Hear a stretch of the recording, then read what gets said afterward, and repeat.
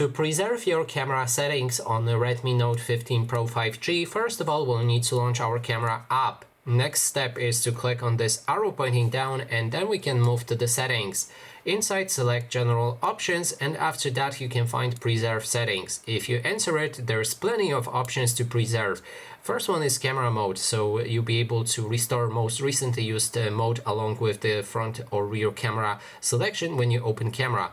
That means if you adjust any settings in your camera mode, then it will automatically toggle back when you activate your camera.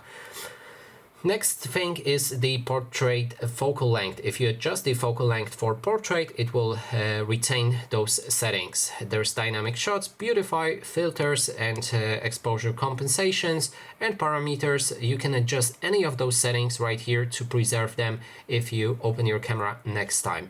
And that is basically everything. Thanks so much for watching, and if you like this video, please consider subscribing.